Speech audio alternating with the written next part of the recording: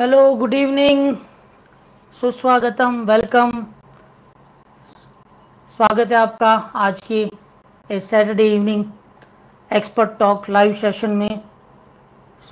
आज है हमारा 46th expert talk live session and today is our guest speaker expert is Mr. Vishnu Rayapeddi, who will be speaking about supply chain management and their career prospects.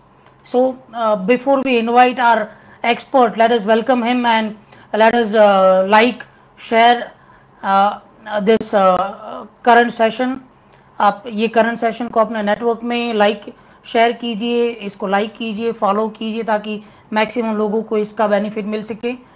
और अगर आप YouTube पे देख रहे हैं तो tune in, subscribe our YouTube channel Vipul the wonderful and press the bell icon to get our regular updates. अगर आप फेसबुक या लिंक्डइन पे देख रहे हैं तो वहाँ पे भी हमें फॉलो कर सकते हैं। Will be coming up every week. हम एक्सपर्ट्स को इनवाइट करते हैं who will come here and who will share their experience और आपके लाइव क्वेश्चंस का भी आंसर करेंगे। तो let us welcome our today's expert. yes Vishnu ji, welcome. Good evening, Vipul, and yes, it's a pleasure to be here. Yes, pleasure is ours, sir. Thank you so much for accepting our invitation and joining in today. Thank you. Thank you, sir. Thank you. So, yes, audience, you can participate. You can ask your live questions. Sir will be speaking on supply chain management and their career prospect. Mr. Vishnu is having a huge experience into supply chain and logistics, and he is holding a very senior most position in the current organization. So let us start the session and let us hear more about our speaker, our expert of today. Sir, please give your introduction. Let us know more about you, what you do, and what are your achievements, and let us know more about your life journey, sir. Okay, thank you, Vipul. I got your 37 years of work experience in all. Initially, I started in the pharmaceutical manufacturing industry after completing my Bachelor of Pharmacy honors degree from BITS Pilani in 1985 December. Worked in pharma manufacturing for 12 years. Also, in 1994, I immigrated to New Zealand. Then, after 3 years, I came back, worked at Intas Pharmaceuticals in Ahmedabad as AGM quality assurance for 1 year. And due to my son's ill health, we had to move back to New Zealand. At that time, I moved my career into supply chain. So back in 99, I started my career in supply chain, and since then I've been in supply chain. And I worked in many industry sectors, not just pharma only. I worked in nutraceuticals, food industry, baking industry, poultry, meat, electronics, to name a few. Also, as part of my career growth, I have done my MBA in operations management back in the early 90s before I immigrated to New Zealand. And while in New Zealand, I completed a certification in lean management from Society of Manufacturing Engineers in the USA. Also completed a Six Sigma Green Belt certification. And more recently, in 2016 and 17, I have completed 3 supply chain certifications from APIX USA. APIX is the largest global non-profit educational organization who are an authority in supply chain. Okay, so I've done CPIM, certified in production and inventory management, then CLTD, certified in logistics, transportation and distribution, and also completed CSCP, which is Certified Supply Chain Professional, which is the highest certification from APIX. So APIX stands for, originally it was known as American Production and Inventory Control Society. Now it is known as Association for Operations and Supply Chain Professionals. Okay. So currently I'm working at Indian Immunologicals in Hyderabad as supply chain head, looking after the entire supply chain. That's amazing, sir. That's great, and amazed to see your achievements and certifications and the learning spirit. Still you are upgrading yourself. Still you are learning new things, and one after another certification. That shows the spirit of fine professional. So There that's is no amazing, end sir. to, sorry, there is no end to learning. We always, one has to update his or her knowledge so that to compete in the marketplace, it is really important. Very good, sir. You rightly said, sir. But I must say, it's difficult to implement. Easy to say, but Correct. very difficult to implement. Understand. That too with a professional and personal life. So amazing, sir. Very good. Keep it Thank up, you so sir. much. Yeah, and sir, as you know, today's topic is supply chain management and their career prospects. So we will get to know what is supply chain management, and then we will have few questions, and we will also have live questions, and we will get your guidance on that. So Okay. let's jump on to the first part of the session. What is the supply chain management, sir? Okay, let me start by explaining it in a layman's terms. Okay, supply stands for anything we provide, whether it is a product or a service. And then chain is a series of activities or processes or anything which connects together. So that the customer finally gets the product or service. Okay, so that's in a brief in layman's terms. Okay, so Right. let's get the professional understanding of supply chain. So apex defines supply chain as the supplier of supplier to customer of customer, all the processes in between. Okay, so now another definition of apex is plan, procure, make, deliver, and return.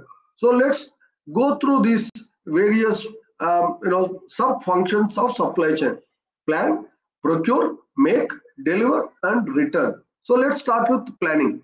So planning, there are three stages of planning or three levels of planning. One is strategic planning, which is anywhere from 3 years plus to about 20 years, 50 years. Also, Toyota does its strategic planning for 50 years. Okay, that's why they are one of the leaders in the world. Okay, so next to the strategic planning, you got tactical planning, which is the mid range. Okay, anything from 1 to 3 years. And then you've got operational planning. It could be daily, weekly, and monthly type of thing. Okay, so as part of the planning process, there is also what's known as sales and operations planning. So basically understanding the demand, what is going to come from the sales side, and also understanding the supply, that is from the manufacturing side. Are there any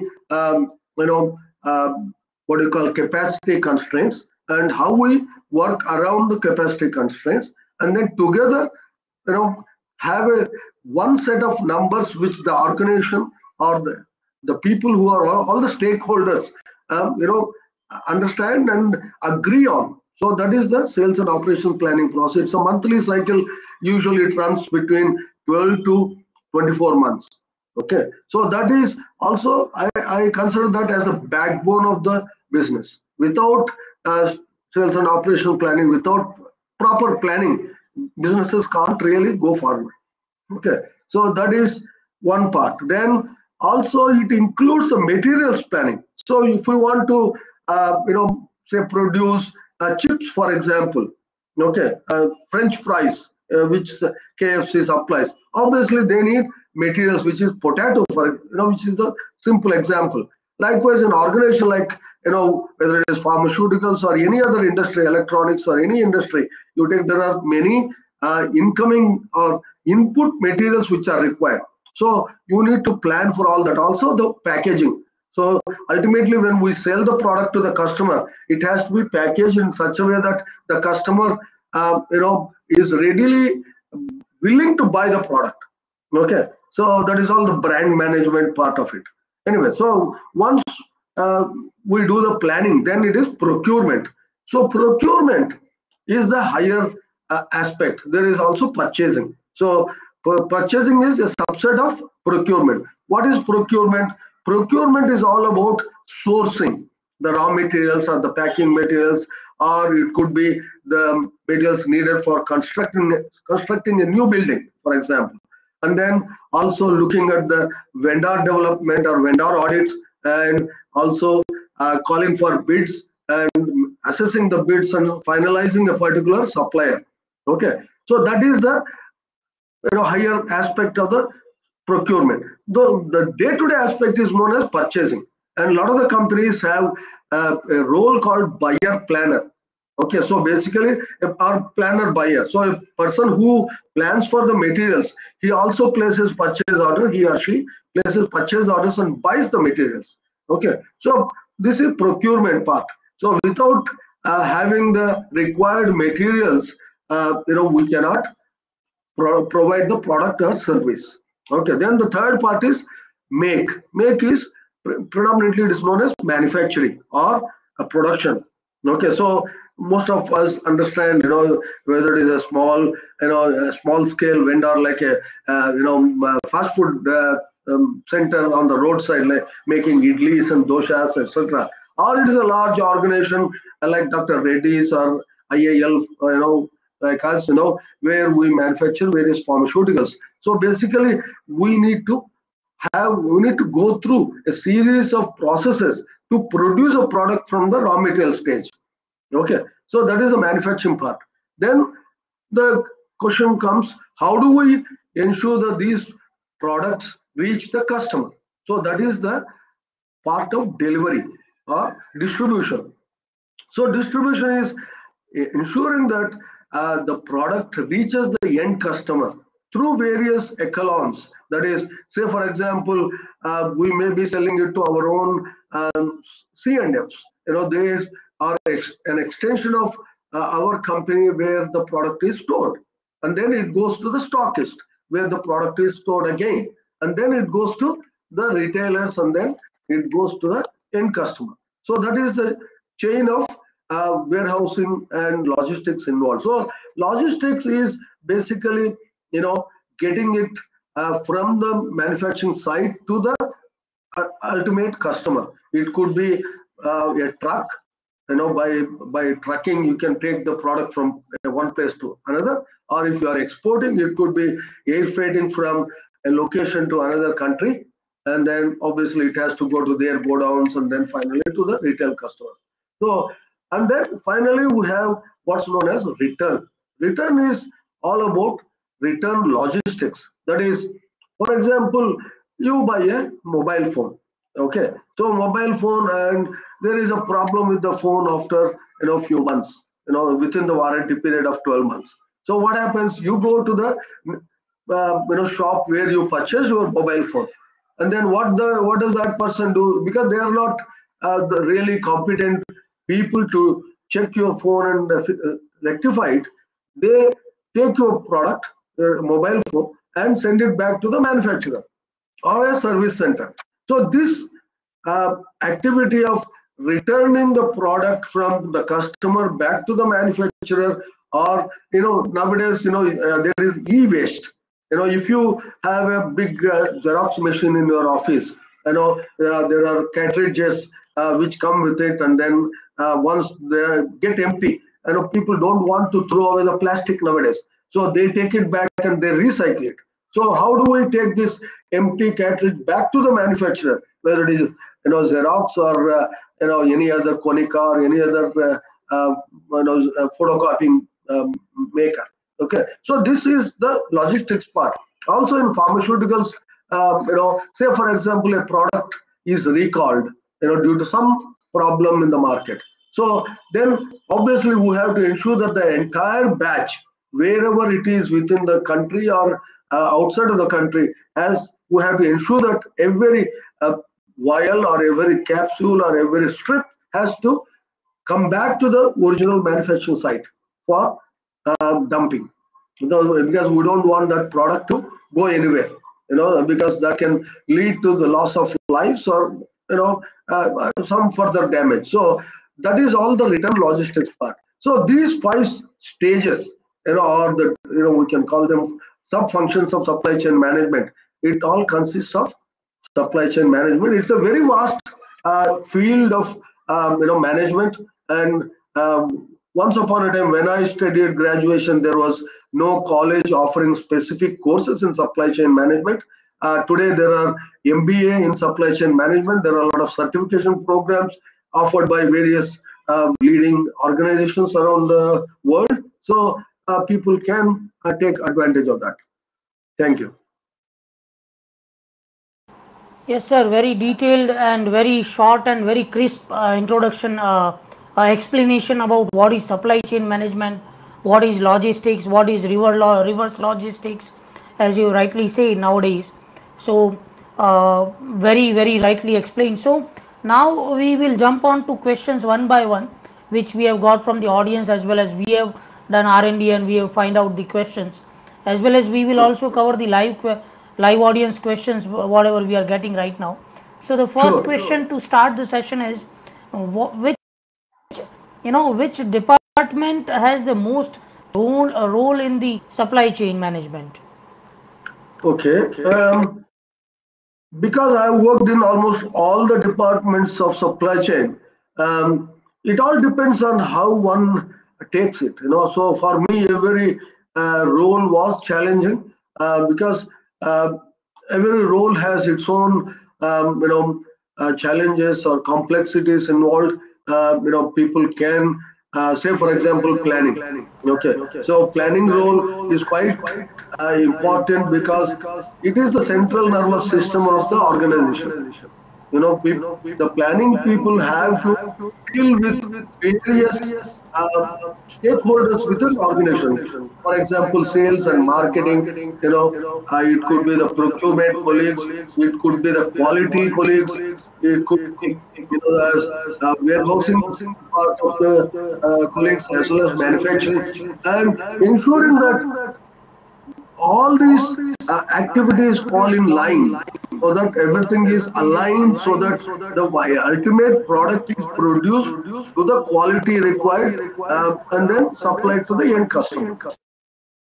So it is a challenging job. So every other, like for example, you look at distribution. Okay, so distribution also, sometimes you may have to provide the product in a very end corner of the country.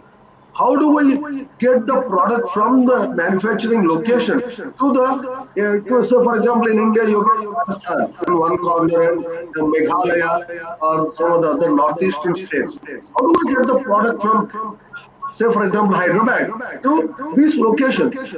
Ensuring that it is delivered to the right people is a challenge. So right planning is half work done, you can say. Correct. Right planning at every stage. Even logistics also, there is planning involved in it. You have to plan for trucks or couriers or flights, whatever. Very rightly said. So planning is very much important, and that plays the pivotal role in the supply chain Yeah, management. even in manufacturing, one has to plan. So that is the production planning or scheduling. Day to day, what product you want to make, and then what is the next product? Why that particular product is next in the line, or why not? So these type of questions one has to ask. That depends on the demand requirement. What is the stock in the warehouses around the country? So many things come into picture while you are doing this planning. So Very planning at every stage is important. very true, very true. So likewise, any other department, procurement is also important because identifying the right source for the material or service is quite important, because we don't want substandard products or materials to seep into our system. To provide a quality end product to the customer, we have to ensure that we are getting the product or material from the right vendor. That means you got, first of all, you got to identify the vendor, then you have to go and audit the vendor, ensure that their systems and processes line up with your organizational processes, and then obviously the pricing has to match. So there are many aspects to procurement. Very true, very true. So the next question is, how important is the logistics in terms of product transportation and quality? Logistics is highly important. As I said, every department within supply chain is equally important. So within logistics, as I say, if you got products like vaccines, okay, or any other temperature sensitive materials, then it takes much more value. That is, the importance goes up, by many fold. Recently we have been, we have seen COVID in the recent past 2.5 years. So that a lot of the COVID vaccine had to be, transported, usually between 2 to 4 degrees. And one of the multinational manufacturing organizations, not in India, this is overseas, they wanted the product to be transported at minus 70 degrees, which is highly challenging. So that is again part of the logistics. How do we ensure that we have the right type of transportation available at the right time, so that it reaches the customer also at the right time.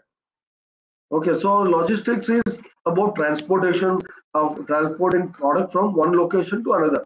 So during COVID, see, we could, a lot of the domestic flights were cancelled, as we all know.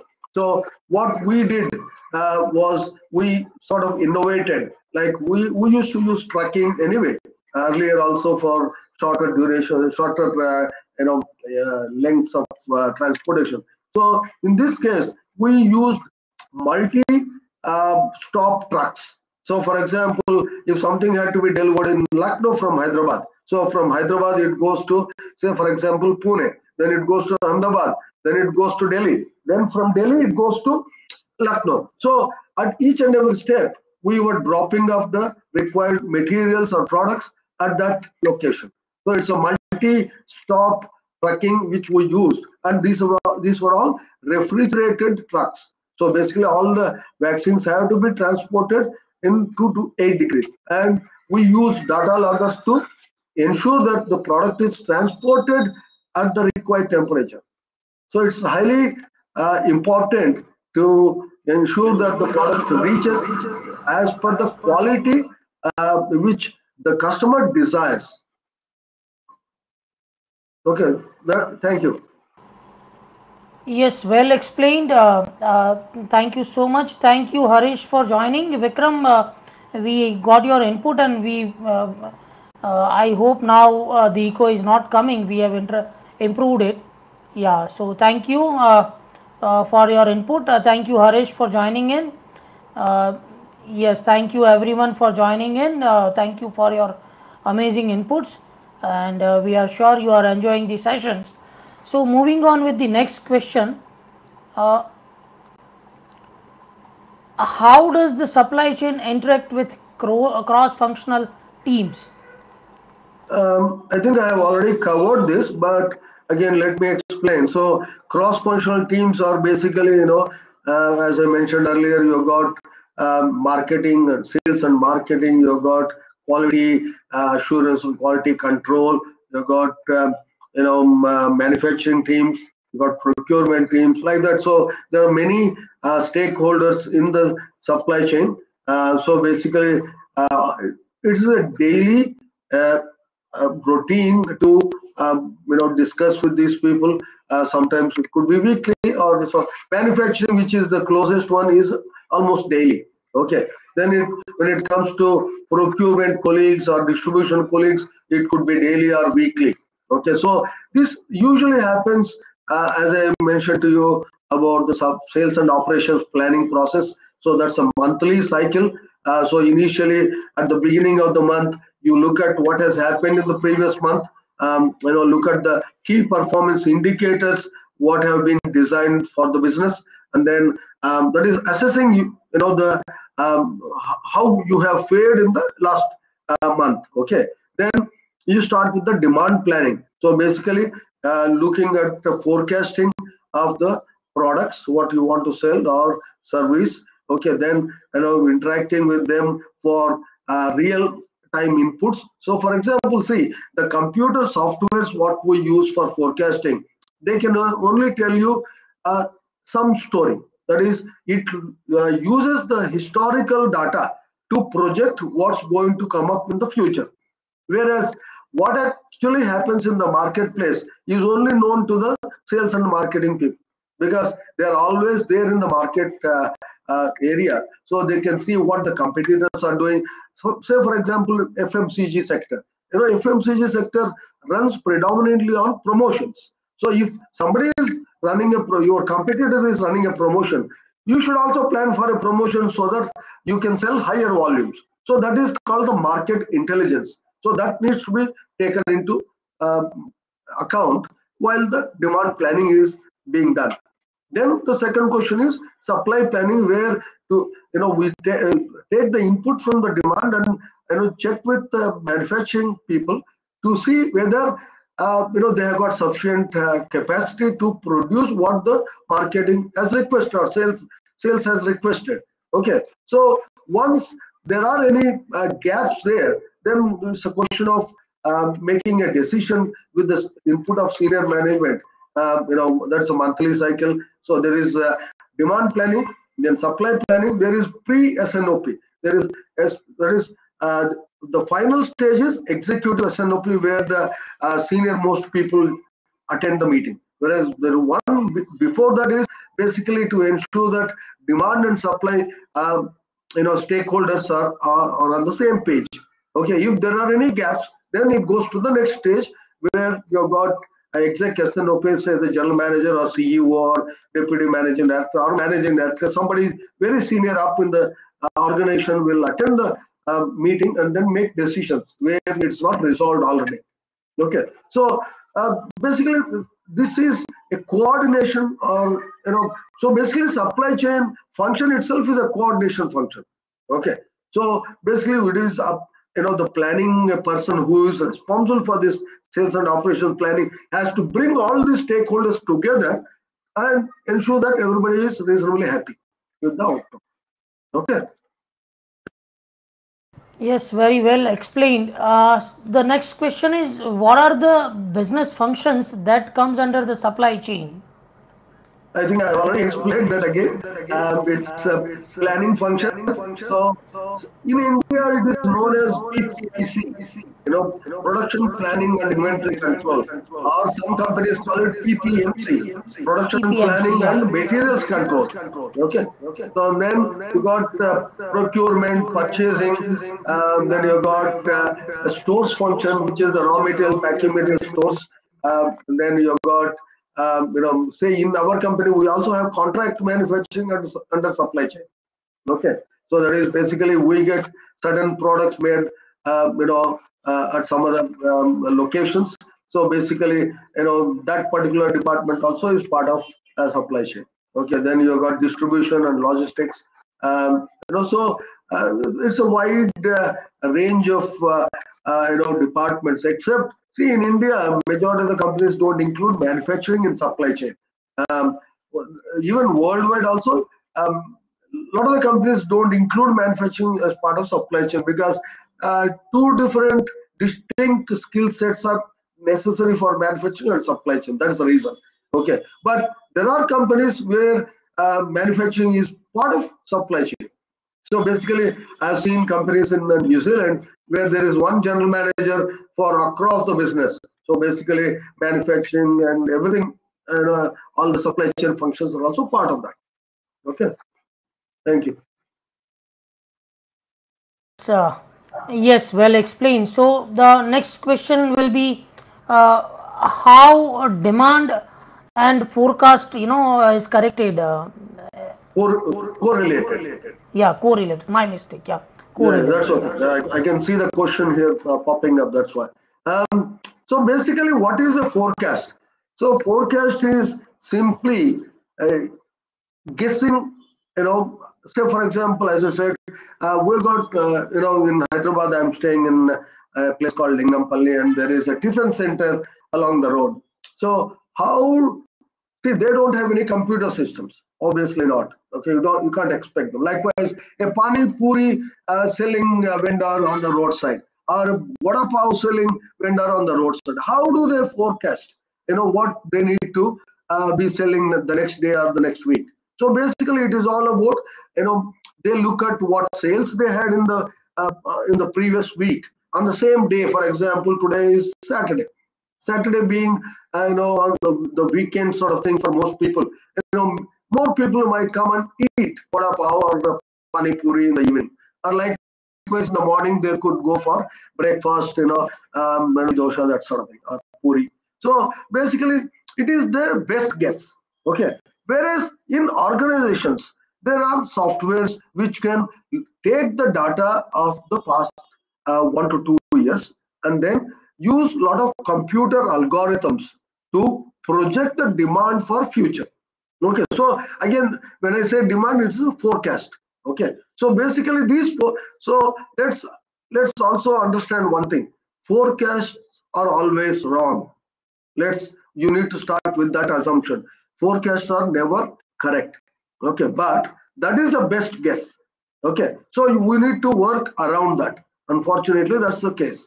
Okay, as I said, say for example, I've got Vijeta supermarket close by to my house. Okay, I go there on a particular day looking for a product. If I don't get it at Vijeta, do I stop my activity? I don't. I'll go to Ratnadeep or some other more or some other supermarket and buy the same thing. Again, there is no brand loyalty when it comes to buying products nowadays. Years ago, 2-3 decades ago, there was brand loyalty. Now, say for example, oils. There are so many different brand oils available. We ourselves buy 1 month we may buy peanut oil along with olive oil. The next month I'll buy rice bran oil with peanut oil. I like the combinations, I keep changing. So it is very difficult for the manufacturer or the stores people to understand how the human mind works, right? So that is where the computers help us to some extent, saying, okay, this is what is the demand in the last week. So demand is actual sales, whereas forecast is projected demand only, or it is just a guesswork. It's a number what is projected. It's not. So you need to understand the difference between these two. Forecast is a best guess. Okay, so it is not the actual demand. Demand is what you are sold or what you are going to sell, the exact number. Okay, so these two are correlated using forecast accuracy. So for example, you forecast 100 units of palm oil, or sorry, we don't sell palm oil, or I don't want to talk about palm oil. Let's say coconut oil or peanut oil. Okay, so say 100 units of peanut oil, 1 liter we want to sell. Okay, when it is sold only 95 units. Okay, so basically the forecast is 100 units, whereas we sell only 95 units in 1 month. That is 95% accuracy. Okay, minus, because you are selling less. Whereas next month you sell 105 or 110, it becomes plus 110%, 105%. So these the type of forecast accuracy, we need to continuously monitor. The only thing what we need to ensure is it should never be continuously negative percentage or continuously positive percentage. That is known as bias, forecast bias. That means your forecasts are continuously going wrong. If it is going plus or minus all the time, it is okay. Say I was mentioning about coconut oil or peanut oil selling 95 units in 1 month. Next month you are selling 105 or 1010, and then again 98.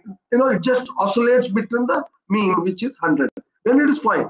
But if you are forecasting 100 every month, you are selling only 95 1 month, 92 1 month, or 95 or another month, 98 month, that means you are forecasting higher quantities, so you are going to end up with additional inventory, which is not desirable. Okay, so basically the correlation is ensuring that we have the right type of accuracy, what is desired. So basically every organization has its own decision about what forecast accuracy would they like for what type of products. Okay, so as long as it is within that, it is fine. Okay, thank you. Yes, yes. So the next question is, what are the current IT disruptions used to enhance the supply chain, and how are they helpful? To IT, back in early 80s and 90s, we didn't have many computer systems. Okay, when I studied my graduation in BITS Pilani, we had mainframes, IBM mainframes, huge computer system. And then back in 1985, when I was passing out, that's when the personal computers came into picture. Okay, so ever since, IT field has been growing step by step, and we got highly advanced computer systems today. Okay, so these systems, say in an organization, we got what's known as ERP, Enterprise Resource Planning Package. Okay, so this is the most notable one is SAP, Systems, Applications and Products of. It's a German product, but everyone uses. All the big companies use SAP nowadays. Also, Oracle is there, or in India you call it Oracle. So that's fine. And then there are many small to medium ERP packages everywhere in all countries. Okay, so what do these do? They do a lot of the jobs for us. They do planning. They do you can do e-procurement if you want to. Like that. There are almost everything they can do. They can do transaction systems, like what materials are being received, what is being consumed, what's in stock, that type of thing. Okay, and added to that, additional you can have actually SAP supplies everything, all the different modules. But if people are having some other type of ERP, small scale ERP, you can always add on, like CRM, customer relationship management. Likewise, SRM, supplier relationship management. Okay, there is HRIS, human resource information system. So there are many different type of IT software modules which are helpful for the organizations, and people are using them for quite some time now, and they're really helpful, and one can use them. Okay, so does it answer your question there?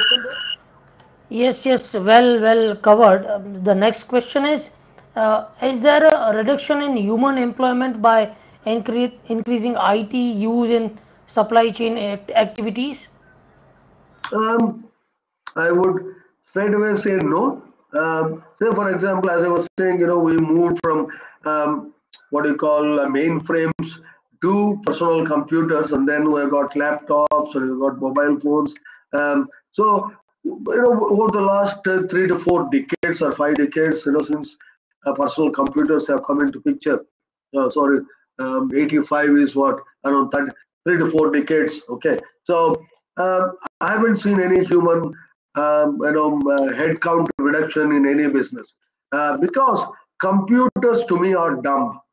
Okay, it is the human brain which is more important, and we are the people who tell the computers what it should be doing for us. Okay, so as long as computers remain as dumb, that is fine. But having said that, we've got artificial intelligence coming into picture. Okay, there are restaurants overseas where instead of waiters, they got robots to deliver the food, to the tables. I'm not 100% sure how many people really like that, because humans are social beings, social animals. Okay, so we like talk to other people. We don't like to talk to computers. So, for example, while I was in New Zealand, there, on my desk I used to have a phone, right? So, and if I want to call somebody, and if I call somebody, and if that person is not available, I had the option of leaving a voicemail. Okay, I always used to struggle with that, because I like to talk to people. I'm an extrovert. I can talk to people, but when it comes to talking to a machine, that's not me. So I think you can see there are like we got debit cards, credit cards, etc. Still the older generation, like my grandmother type of people, I've seen many people not using the computerized systems like ATM machines or anything. They still use either checkbooks or they go to the nearest bank and then draw money. Okay, so what I'm saying is human reduction is not going to happen in the near future, at least. It all depends how much the artificial intelligence would take over in due course. That is yet to be seen. Okay, I really don't have an answer for that, but otherwise, majority of the other computer softwares, etc., you need somebody to use them or run those software. So at least so far, we don't have a problem. Okay. Thank you. Thank you. Yes, very rightly answered. Ultimately, it's the human being who is master of technology. So, IT technology is absolutely dependent on us. That is rightly said. Now, one live question by Avik. Who is asking that which RT certified courses is best for supply chain professionals according to you? Would you like to recommend any course? Yes, see, because I am an APIX certified person, I would recommend APIX courses. Okay. However, APIX courses are in very much demand even in India. There are two organizations which support or which run these courses here in India. One is Physics Business Institute in Chennai. The other one is Novarix in Mumbai. So the three certifications I mentioned earlier, CPIM, CSCP, and also CLTD, logistics course. Logistics course of APIX is more towards the American market. So because of the terminology, everything, because what happened was in the year 2014 or 15, APIX took over American Logistics Institute.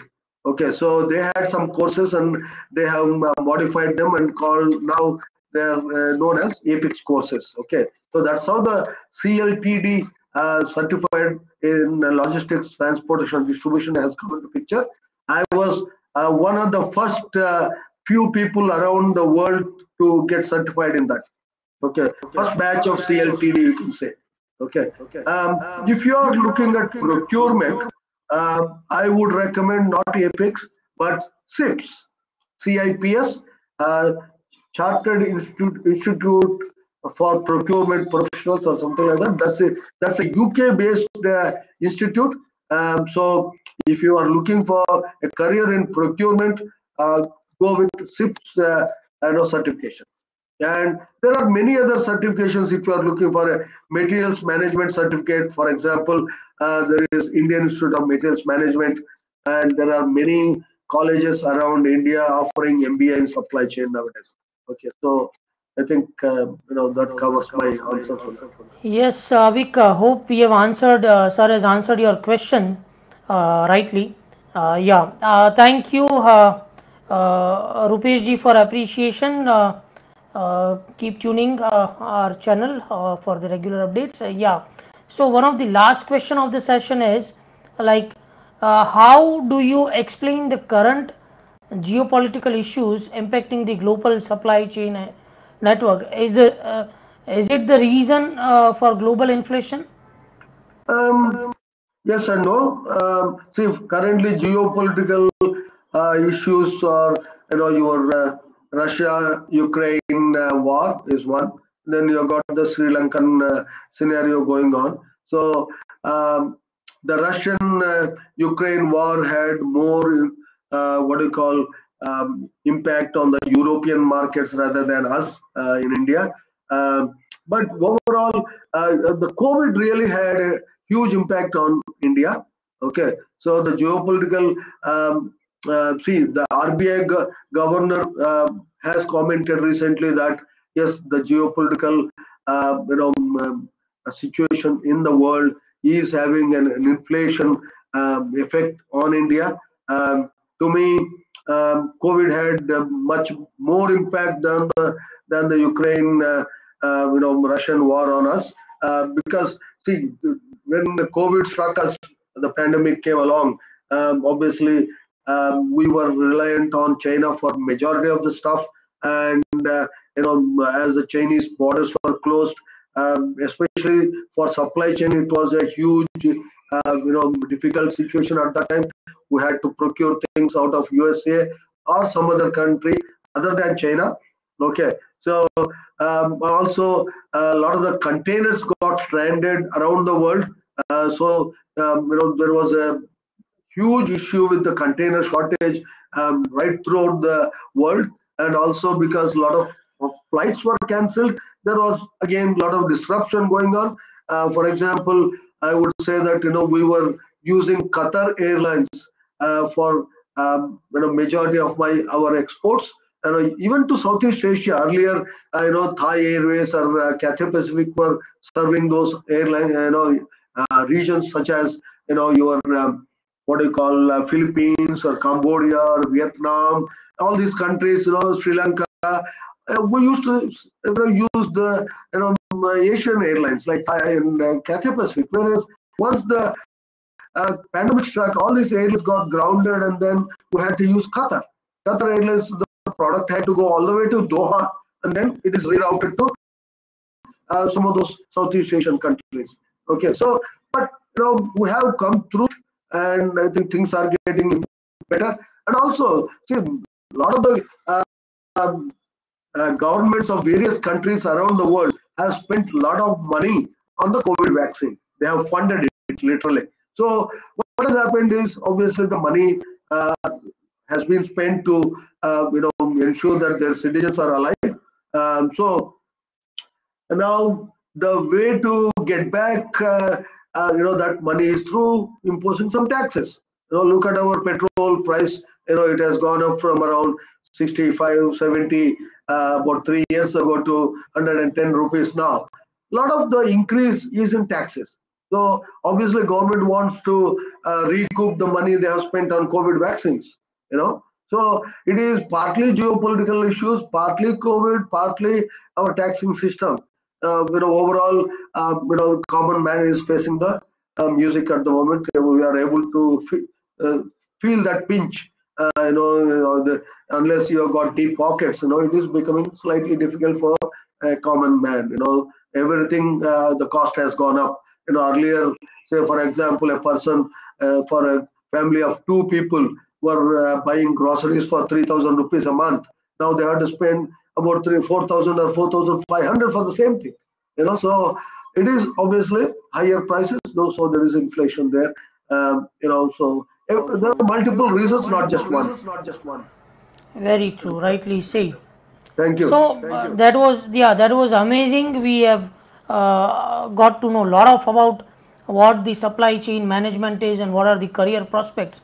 So now it's the time for your final words for our audience. Your final message for the audience, your success mantra, your motivation for the audience. There is one thing which I keep telling my staff wherever I work: change is the only constant. That is, one has to keep changing. That is, again, say for example, I have done my B Farm, passed out in 85. I've done my MBA in 93. If you sit, thinking that those things would help you in the long run, the simple answer is no. One has to keep up to date with changing environment, changing structures, changing technology. So please go for additional certifications or additional courses. Keep updating yourself with what is happening, so that way you can be sure that you have another job on hand for you, if at all you want to move from one place to another. Okay, so and career prospect, there is no dearth of career prospects in supply chain, because wherever there is a product or service, there is supply chain. whether it is a air conditioned person coming your home, or it is bread and butter type of sales or anything. Since COVID days, I see every evening in our area a person comes and he sells eggs, okay, at a cheaper rate than the supermarket. So that is also supply chain. So what is he doing? How he is able to get the required number of eggs for our nearby localities, and he sells it on a bicycle. He has got both sides loads of eggs loaded up in the market morning, and by the time he goes home at night, he has sold all of this. So that is also a simple supply chain. So basically there is supply chain everywhere. It's a question of understanding it. Keep abreast of the technology or the knowledge, updation, what is required for you, wherever you are, at whichever level you are, whichever stage of career you are. Please do that. That is very important for you. Amazing, Thank you. very right. Yeah, amazing, very rightly said. Keep upgrading, never, keep trying new things. And छोटा आपने example दिया है एक egg बेचने वाला, so that is also important. So audience, you can be in touch with Vishnu ji on this is his LinkedIn handle. You can definitely connect with him on LinkedIn, and you can get in touch with him if you have any more queries. You can ask your queries in this session video also. YouTube पे ये video रहेगा, तो उसमें अगर आपको कुछ queries होती है तो आप definitely पूछ सकते हैं. I'll make sure कि I'll get the answer from Vishnu ji, and I'll post it there. So thank you Vishnu ji, and see you again with some different topic in your specialization. So thank you so much. Stay blessed. Take care, sir. Thank you, Vipul. Thank you very much for the opportunity given to me, and I hope the listeners have gained something out of this, whatever, nearly 45 minutes or so. Yes, sir. And thank you for their time also. Yes, it was our pleasure, sir, to have you here. Thank you, sir. Good time. Thank you so much. Yeah. Thank you. Bye-bye. Yeah. Yes, audience. So I hope you have enjoyed. You've enjoyed it. You've got to know a lot of things from today's session, and we'll be keep coming every Friday 5 p.m. This is, and कुछ special experts होते हैं तो हम except Friday भी session करते हैं, जैसे आज Saturday, and we have done this session today. So do subscribe our YouTube channel Vipul the Wonderful. Press the bell icon for our regular updates, ताकि हमारे जो भी सेशंस होने वाले होंगे उसके हम उसमें आपको डेली अपडेट्स देते रहेंगे. तो डू ट्यून इन. अगर आप किसी ऐसे एक्सपर्ट को जानते हैं कि जो हमारे चैनल पे आ सकते हैं, तो प्लीज़ रिकमेंड हिम. और इफ़ यू फील कि आप भी कुछ अपना एक्सपर्टाइज, अपना नॉलेज शेयर करना चाहते हैं, तो please do connect with me. I will be happy to have you on this show. So do connect with me on LinkedIn, Insta. I'll be happy to have you here. And audience, this session was powered by Post Resume HR Consultancy. So Post Resume is a recruitment consultancy. We are providing recruitment services across India, Africa and Gulf since 2007. So if you are looking for any career guidance, then do connect with me. If you are looking for, if you are a corporate and looking for talent solution for your organization, then do connect with us. We will be definitely helping you with the best of talent solutions. So with that note, it was amazing to have you here. Thank you so much. Stay tuned and keep watching our updates. See you next Friday 5 p.m. Till then, stay blessed. Thank you. Jai Hind.